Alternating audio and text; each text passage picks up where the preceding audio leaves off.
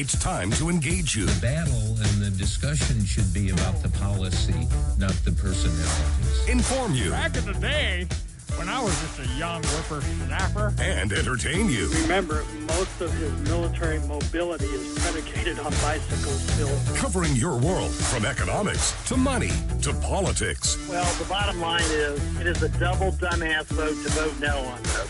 Call Lance now at 281-558-5738. I say whip it. 281-558. Whip it good. 5738. But I mean that in a good way. I say whip it.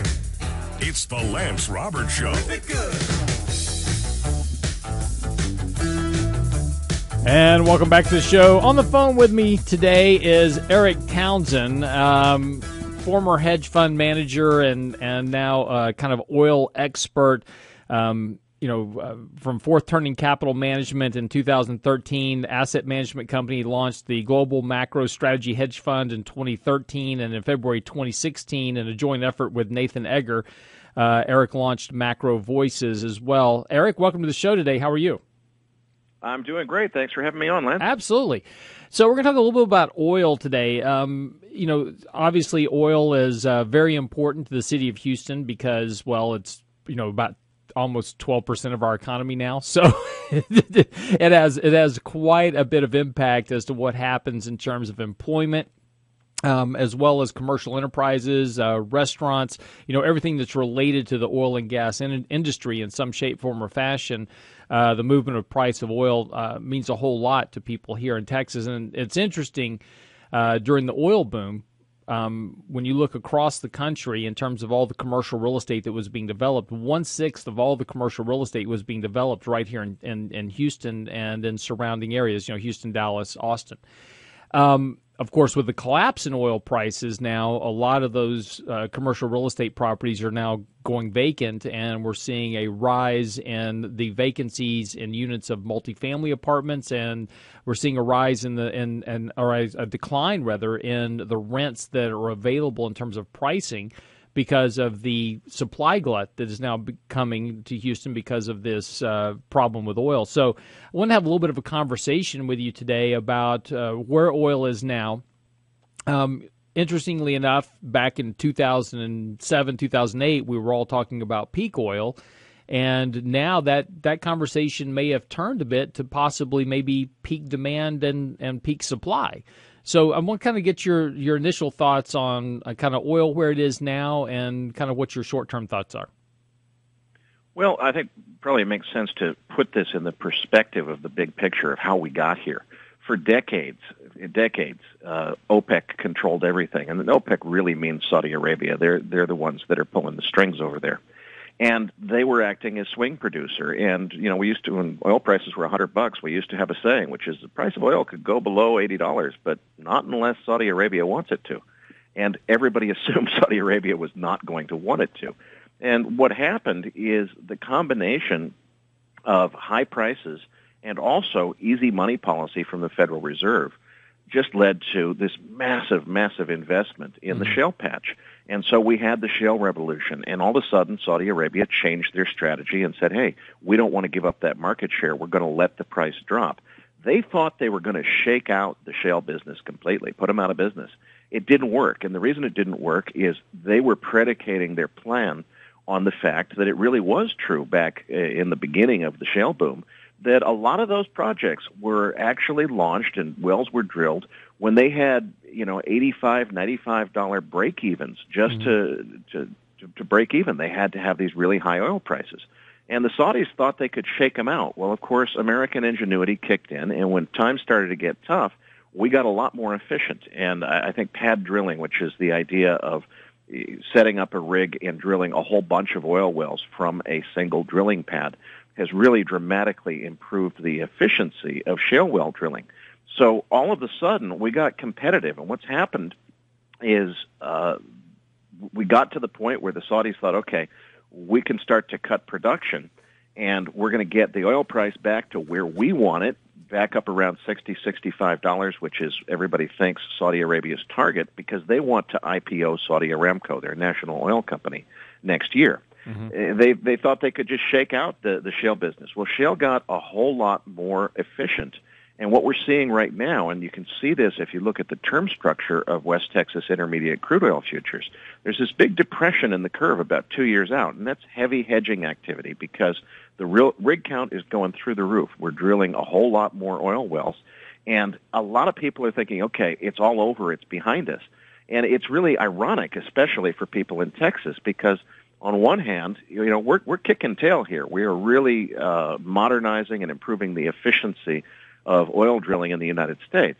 But that actually kind of comes around to bite you, because what's going to happen is we're going to ramp up very quickly. If you look at the rig count and you look at the trajectory of the increase in U.S. production, we're ramping up very quickly to the point where you could see another swing down in prices. Now, the difference, I think, this time, I hope this time, is I think the shale operators learned a lot from the last experience.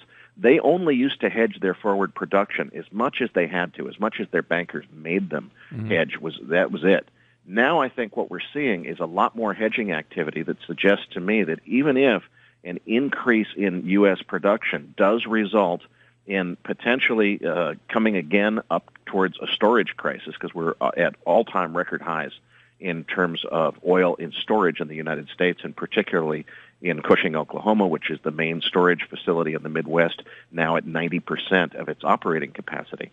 If we get another depression in oil prices, if we see oil prices sell back off to where the spot price is, let's say, down to between $30 and $40, I think that we are in a completely different picture in terms of the U.S. oil industry's ability to weather that storm and to continue to stay profitable, because they will have hedged a lot of their production, locking in prices upwards of $50 per barrel, and they've gotten way more efficient in terms of the cost of what's happening. So I won't be surprised if we do see more weakness. Now, in the long term, we're headed towards much higher oil prices, but in the next year and a half, I wouldn't be surprised if there's another turn down before we eventually move much higher in price. What we'll do is let's take a break right there, because you've brought up a lot of different topics that we'll talk about. Because, when we talk about long-term and higher oil prices, part of that's predicated on strengthening global demand. And, of course, you've got to have a supply-demand balance structure here at some point. And so when we come back from the break, I'd like to start. I've written a whole bunch of notes already during that first little bit of a dialogue. So we'll come back and we'll kind of start digging into some of the things that you said to get a little bit more clarification. One of the interesting things is that you brought up was talking about the Federal Reserve's quantitative easing, and how did that flow into the impact and boost the amount of shale drilling that we had going on post the 2008 financial crisis, and how we got to the initial glut and supply that we had at that point. So we'll come back. Erik Townsend from Macro Voices. Be right back after the break. Don't go away.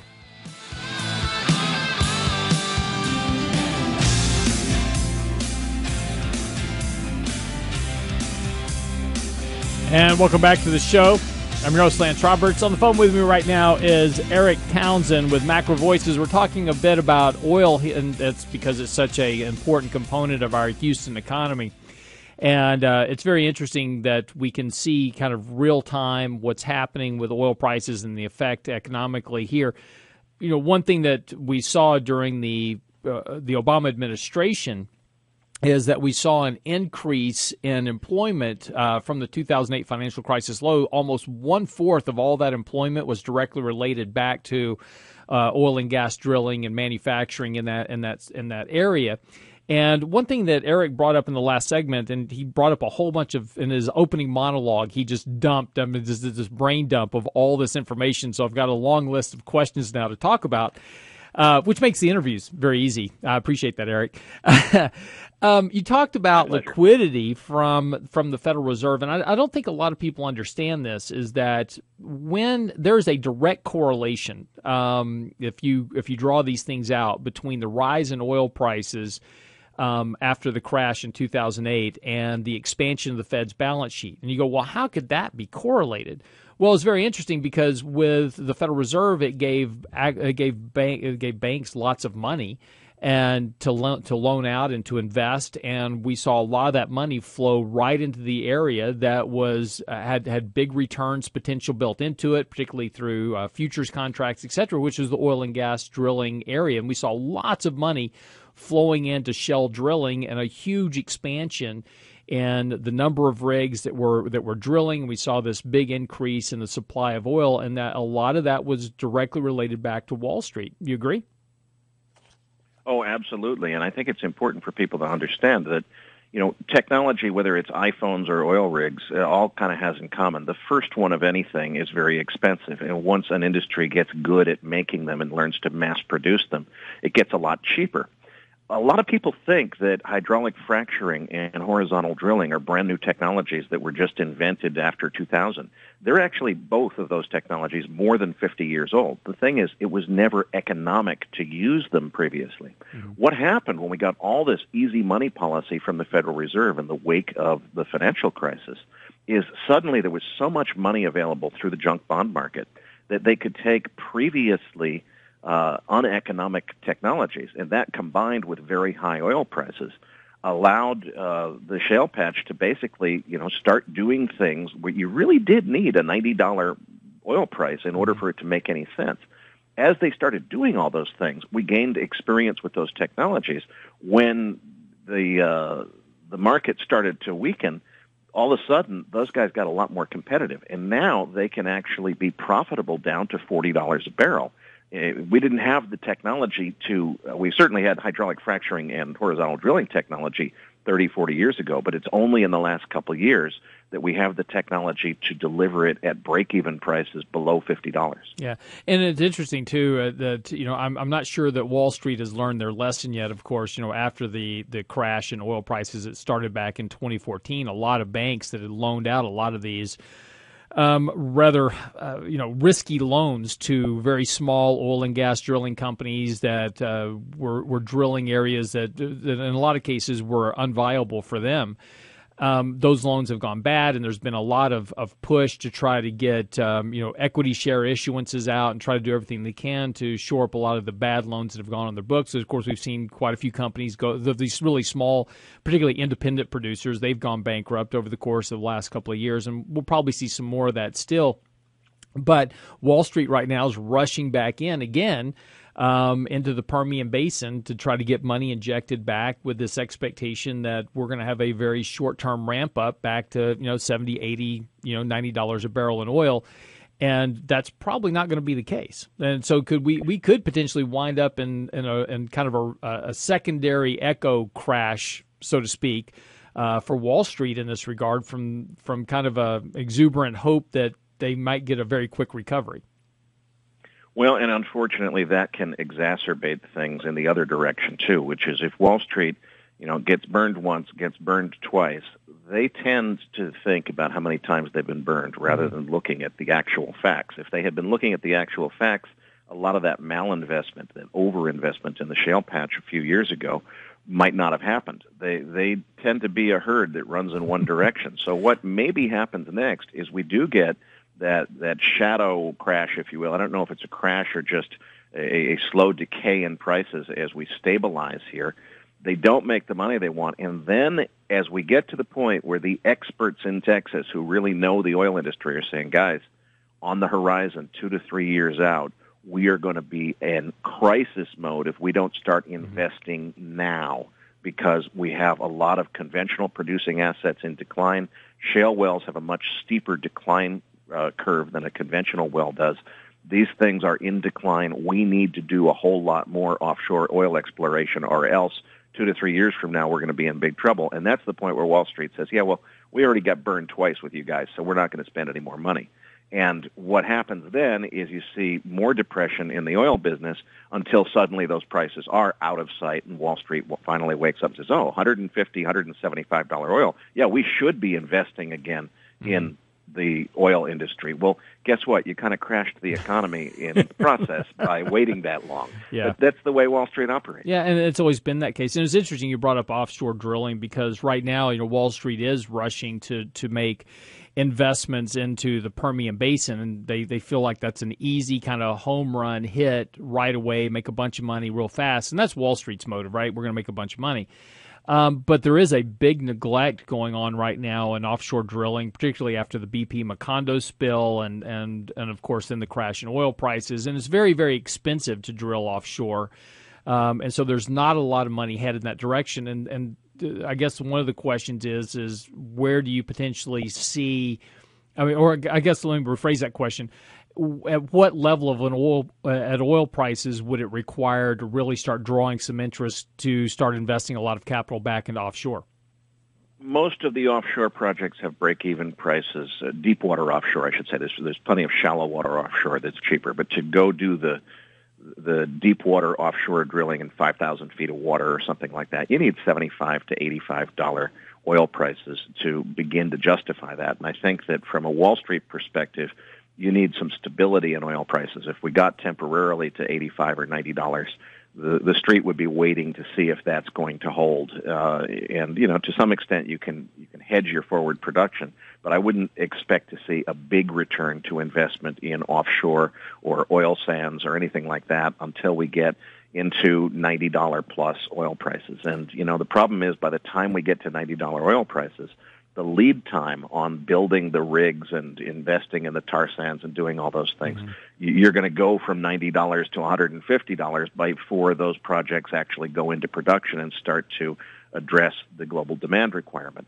So, these things run in big boom-bust cycles. It doesn't really have to be that way, but that's the way that it works in our system. It's money, it's psychology, and we kind of repeat the same things and throughout history. And it's interesting is one of the things that we've talked about, on the show and a variety of other things is that we're seeing a change in the way we operate within the country in really pretty much many facets of our economy, and that's through the robotization and through the infiltration of technology that reduces labor. And we're seeing even that moving into the oil and gas drilling area where we've got, people working behind a computer remotely that are replacing one or two people that used to be on site at wells. So we're reducing the number of people. And this goes back to your efficiency argument that we're becoming much more efficient at drilling, and we can now drill at lower prices. And part of that has come through the reduction in personnel. Of course, payroll and benefits and those type of things are very expensive costs.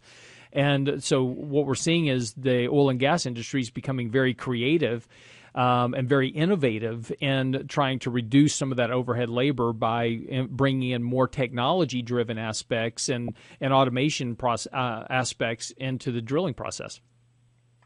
Yeah, and it's kind of ironic. I'm sure a lot of people in Texas feel like the really great time was the shale boom that we had, and now we're kind of in a bust cycle. The way I feel about it is we put that investment in shale too early. We're going to get to a point, the peak cheap oil phenomenon is real.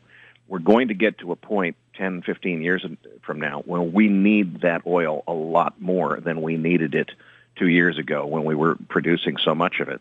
And I think that, unfortunately, what's going to happen is as soon as it's economic, we're going to drill up the countryside like Swiss cheese. We're going to exploit all of the viable shale resources that we have in the country. And shale, unlike conventional wells, it has a much shorter shelf life. You drill and frack those wells. They have a fantastic production for the first year or so, and then they go into steep decline. And you've got to either refrac them or find a new field or do something. We're going to use up this wonderful shale resource at a time when we didn't really have to. And the way I look at it is that malinvestment from the cheap money that came from Fed policy, that basically, we shot our wad before it was time, in my opinion. I think that 10 years from now, we're going to have a peak cheap oil supply crisis, and the ability of the United States to cushion itself by exploiting its shale resources by using its shale resources, will have been used up at that point, unfortunately. Well, I think that's a really interesting point, and something that I did want to get into, because as we go back into the late 70s, you were around back then, like I was, and you remember that we had a very high level of supply in terms of what was being produced, and of course we then after the crash in the early 80s. That level of supply and what we were drilling and exploiting here, because over time, as prices remain low, we kind of went through this whole long period of like 20 years where oil prices really remain very range bound between about, $12 to $25 a barrel. It really wasn't. And when I ask people, I say, when was the last, when was oil last priced at $20 a barrel? People don't realize that it was at $20 and $25 a barrel right after the turn of the century in early 2000. And this big run up occurred, because of this big supply kind of demand imbalance that existed at that point. And of course, we had this, and of course, with the invention of the shale production, we had this big ramp up in supply. Now the question becomes, and what I want to come back with after the break with you, is we've got this kind of weakening global demand because of just the economic environment globally, because of increased debt and a whole variety of other issues. But we have this very high level of supply, like you said. How long theoretically does it take us to work ourselves back into a supply-demand imbalance that potentially leads you, as you're suggesting, to this much higher level of oil prices? We'll come back with Erik Townsend after the break. Don't go away.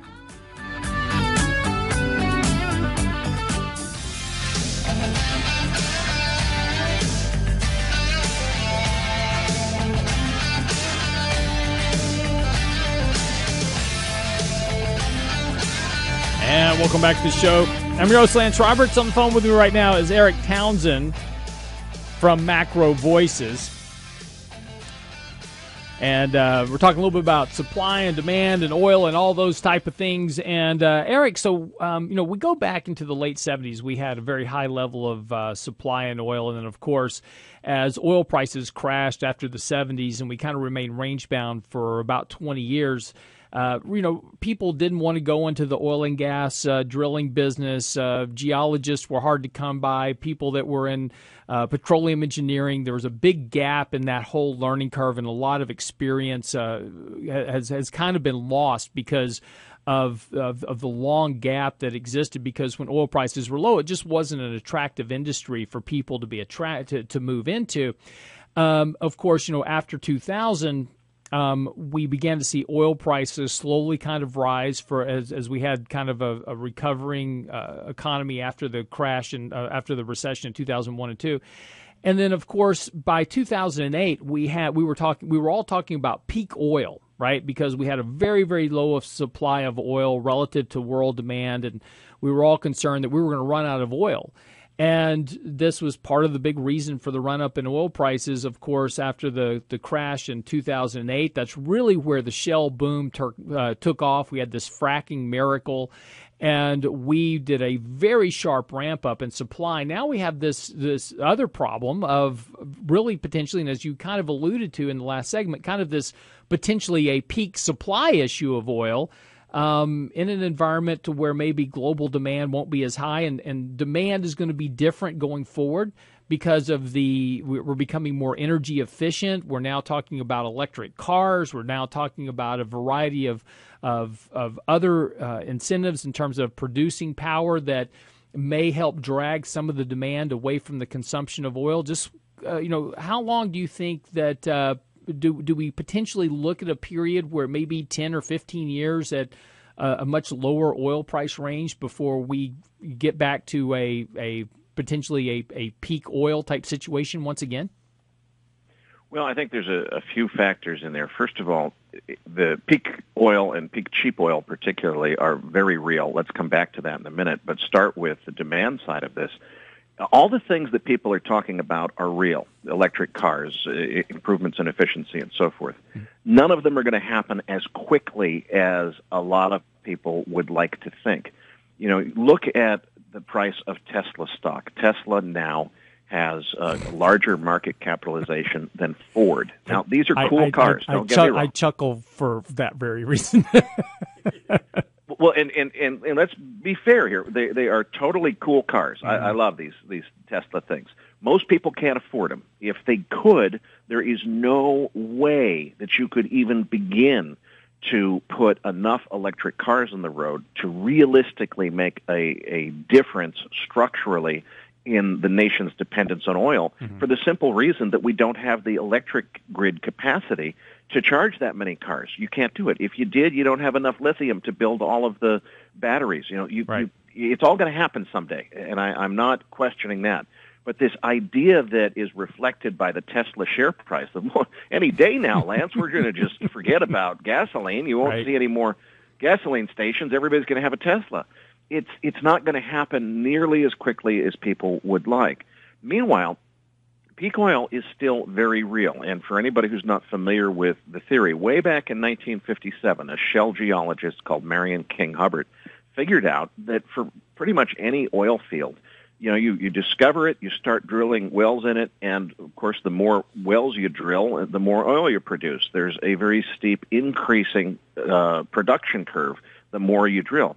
You eventually get to what's called a production plateau, which means that as you're drilling more wells, you're starting to reduce the reservoir pressure, and you get to the point where you really can only produce a certain amount of oil, and it's not really economic to drill a whole bunch of more wells because the more you drill, the less efficient the other wells are. You stay on that plateau for several years, and then eventually you reach a steep decline. Now, that phenomenon is true for one oil field. It's true for a group of oil fields. It's true for an entire country or for the entire world.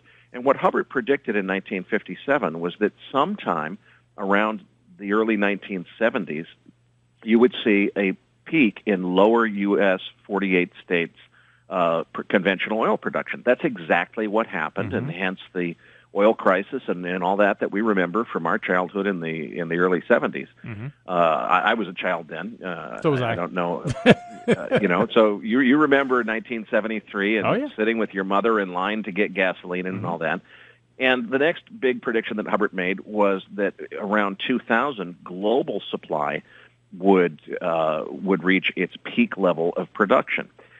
Now, a lot of people these days think that never really happened, but you just have to frame it and understand it correctly. Hubbard only knew about conventional oil production. He very accurately predicted what did happen, which is in May of 2005, to be precise, global conventional oil production. That's the kind of oil where you just drill a hole in the ground and lift oil out of it, and you don't have to do anything fancy.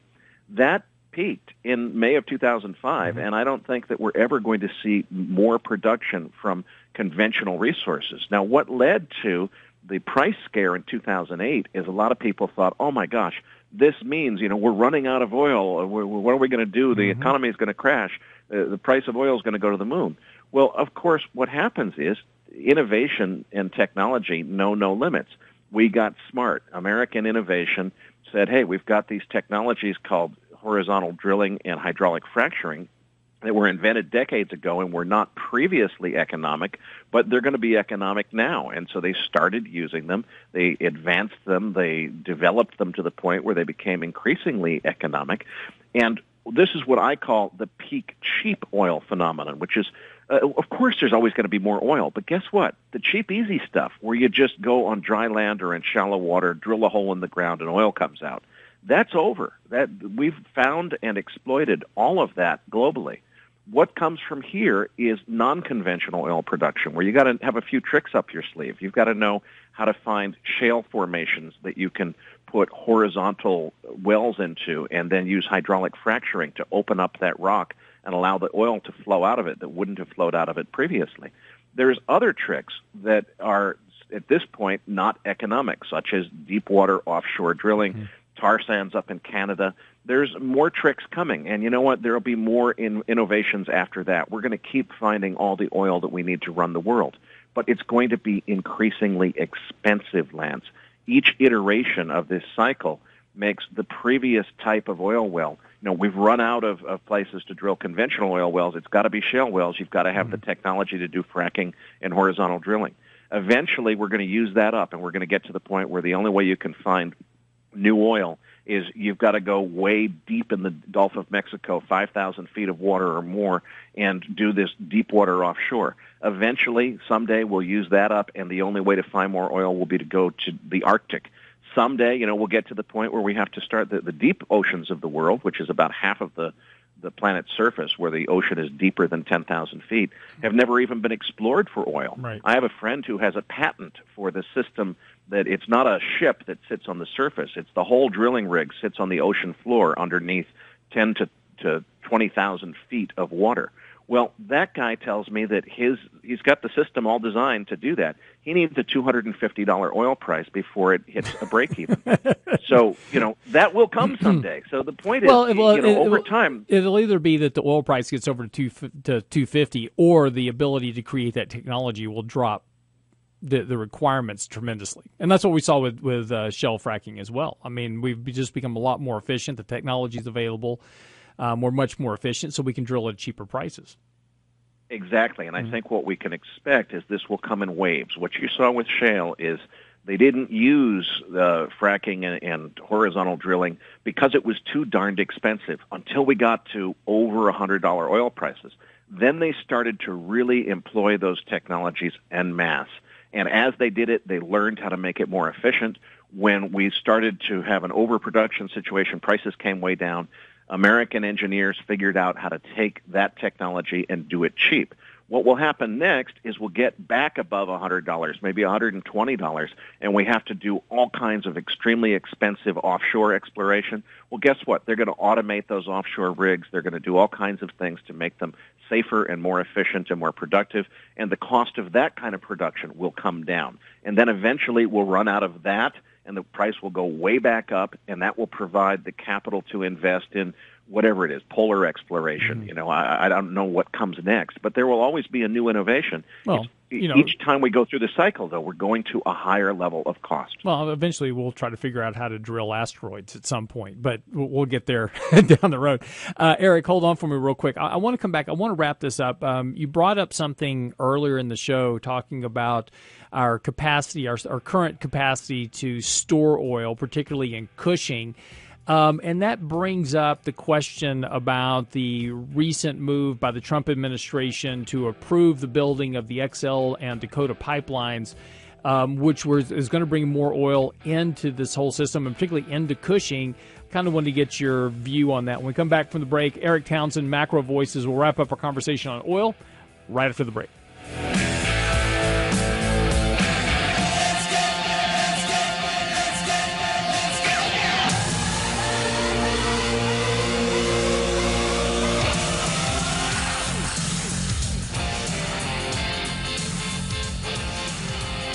And welcome back to the show. I'm on the phone right now with Erik Townsend from Macro Voices, and of course talking a little bit about oil.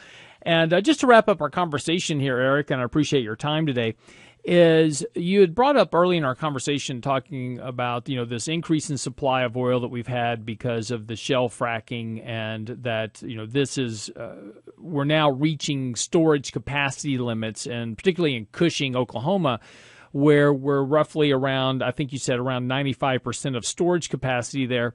That kind of caught my attention because, just recently, a few years back, we had started talking about building this XL Dakota pipeline. It would put a lot of workers to work, and we'd be able to bring down oil from Canada into Cushing that would help supply some of our shortfall in oil that we had at that point, or perception of a shortfall in oil supply. But now, here we are on the other side of this coin. It seems to be a little bit late now in the cycle, with oil supplies where they are, and with particularly where prices where they are, that we want to bring another 800,000 barrels a day of oil down to Cushing. Do you think that maybe we should have held off on potentially building that XL Dakota pipeline at this point? Well, I definitely think we should not have held off a few years ago when it was much more urgently needed. As far as building it now, I know we're going to need it someday, and I think that if we have an administration that's willing to let this happen, We're going to need that capacity. A lot of people don't understand. They think that the idea is we're going to build a brand new pipeline from Canada to the United States because we don't have one now. Mm-hmm. The Keystone pipeline from Alberta to Cushing, Oklahoma, actually goes through Steel City, Nebraska, and then it was continued down to Cushing, Oklahoma. That's already been built. What's under consideration is called the Keystone XL, which is an extension that kind of takes a shorter route and has a higher capacity, would allow a lot more oil to be moved not only out of Alberta, but also out of the Bakken Shale Formation. So there's another terminal in Baker, Montana, that would allow the folks in the Bakken to take their shale oil and also ship that down. Right, and currently it's being done by rail, which to Warren Buffett's benefit, that's about a $2 billion a year income stream to him that will shift now potentially to this pipeline. Yes, and I think that that's the reason that President Obama was so opposed to it for supposedly environmental reasons. I think his real reason was he's good buddies with Warren. Yeah, it's the Buffett reason. Yeah. Well, and, I'm all for the environment, too. But if you look at what poses a greater environmental risk, is it derailing freight trains full of oil, making big fires, or is it a relatively safe pipeline that, its construction obviously is a contentious issue. But what's really big and different now than a few years ago is it used to be, first of all, Cushing, Oklahoma is the settlement point for the West Texas Intermediate Crude Oil Futures Contract. Cushing used to be landlocked. The way it worked is the pipelines from Houston sent oil from Houston to Cushing. Other sources provided oil to Cushing. So all of the big ships would come in from the Middle East. They'd dock in Houston. Their oil would get pipelined up to Cushing. And what that meant is that if you got too much oil in Cushing, we could have a really big problem, because if you run out of storage capacity, the market could just go crazy. Prices could go through the roof. Well, those pipelines from Houston to Cushing were reversed a few years ago. So in the old days, if we got too much oil in Cushing, oh my God, Houston, we have a problem. Mm-hmm. Well, now it's a much more relaxed. Houston, we have a minor issue here. We need to throw a couple of valves and send a few, 100,000 barrels of oil your way. And they have a lot of pipeline capacity to take oil out of Cushing back down to the Gulf Coast. And Pad 3 around the Houston area is building out a lot of additional storage capacity. That's right. So, the old idea of, oh my gosh, if we run out in Cushing, the world is going to come to an end. It's now a matter of throwing a few valves, and as soon as the ARBs are there, the arbitrage opportunity exists, they're going to move a lot of oil out of Cushing down to Houston, and it's not going to be that big of a deal. The thing is, what I think a lot of people are missing here is this whole rebalancing narrative coming out of OPEC.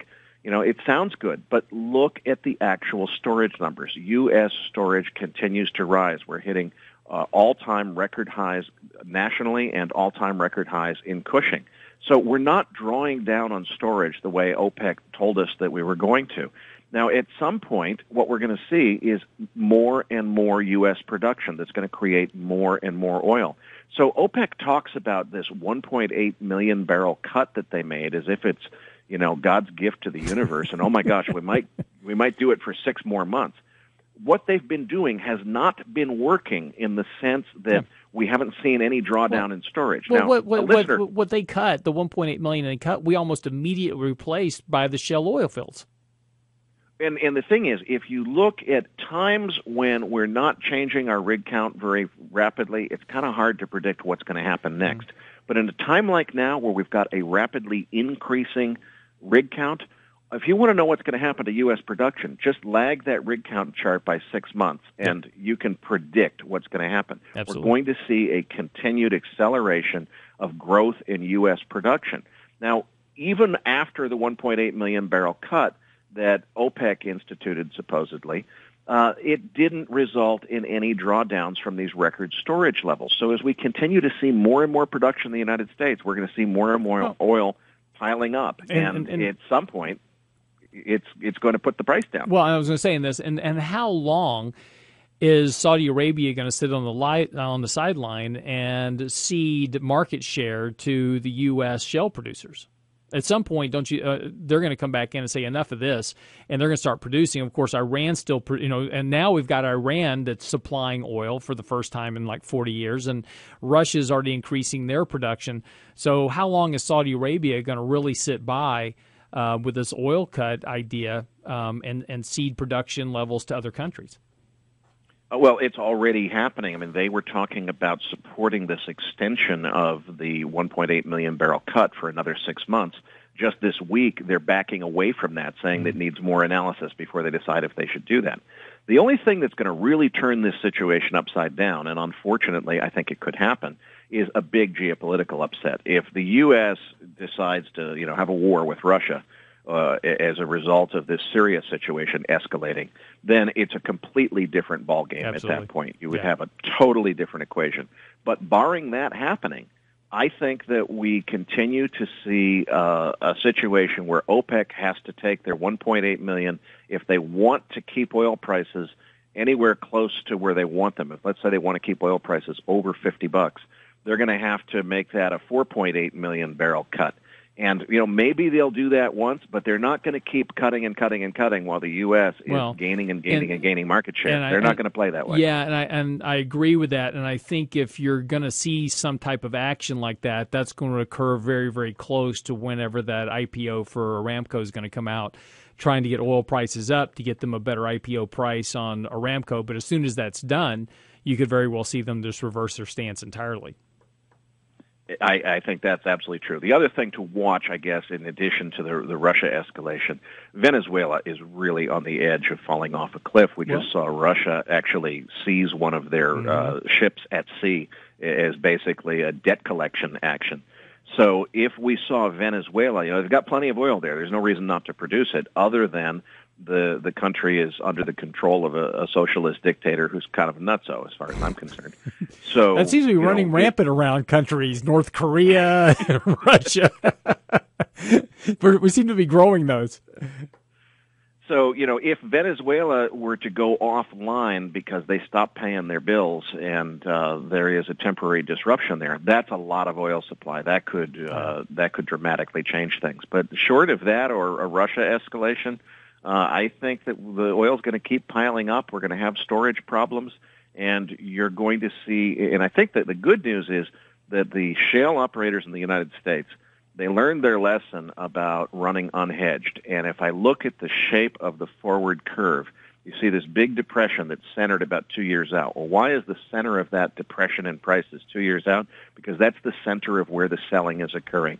The shale producers are selling oil futures contracts 2 years from now for $50 because that means that they know 2 years from now they've locked in that price. Yep. Maybe the price goes up, maybe the price goes down, but they're going to stay in business. They're going to continue to operate. They're not going to get washed out. And so I think that lesson has been well learned from the first price escapade that we had. Erik Townsend, Macro Voices. Hey, really appreciate your time today, and we'll get you copies of the podcast as soon as we get them up. Okay, thanks so much. Erik, appreciate your time today. Erik Townsend from Macro Voices. Again, we'll have this interview up on the website so you can go back and listen to its entirety of it and go through this. But oil has a big impact on what's happening here, and it's just kind of a good insight as to what to maybe expect from oil here over the course